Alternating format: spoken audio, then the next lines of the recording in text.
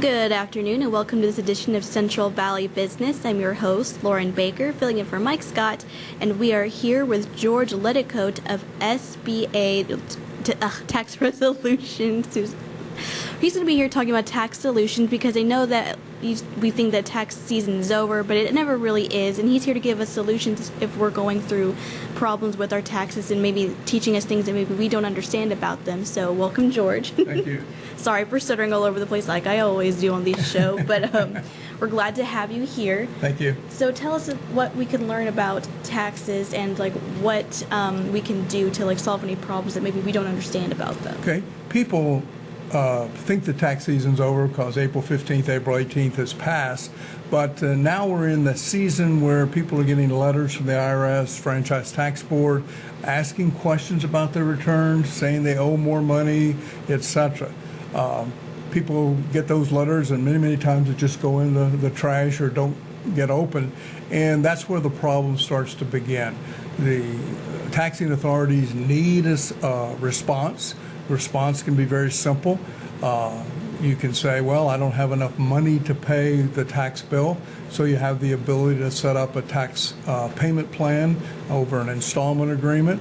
If for some reason you've gone through a catastrophic event, health problem, something of that nature, and you just can't pay it at all, or you think the tax is wrong, then you can do an offer and compromise. And an offer and compromise gives the possibility of a taxpayer not really having to pay the full amount that you said they're owed.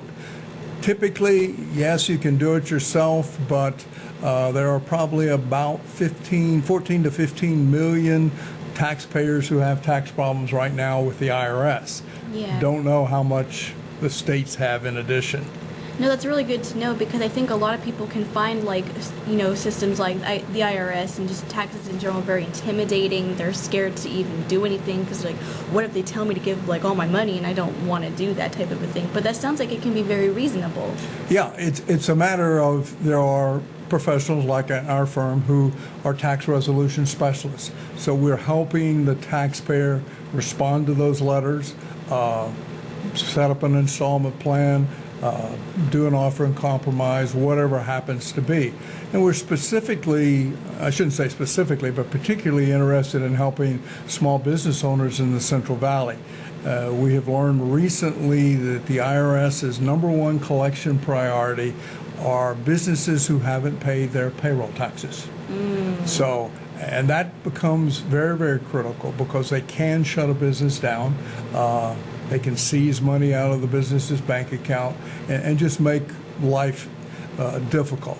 Same problems or same opportunities do exist so that the small business owner, the business owner, can set up an installment plan, can do an offer and compromise on certain things. But I think the real key that I would say that small business owners need to remember is part of the monies that they owe the IRS actually came from the employee's paycheck. And that's kind of like theft, stealing, if you're not passing it on to the authorities. It's called trust fund. And if you haven't paid your trust fund payments, then the issues become more and more onerous as you avoid them. Always communicating with the IRS or the Franchise Tax Board, EDD, whatever happens to be the case where you do it, that's critical. Those people will talk to you, they'll work out plans, etc. It's the avoidance that gives people more issues and more problems. Oh yes, and it creates just more anxiety for yourself. The more you try to avoid things like that, it becomes worse in every which way. It snowballs to this big nasty thing that doesn't have to be. What can people do to get this started? What steps should people take if they want to resolve their issues with taxes? The first thing they should do, they should give us a call and come in and have an initial consultation where we'll lay out what needs to be done. We'll understand what problem they have. I had a taxpayer who came by yesterday, just simply has a letter from the IRS requesting some additional information. Okay, let's find out what that information is that they need. When do they need it back by? If it's not reasonable to get it back by that time frame, then the first thing we'll do is we'll ask for an extension.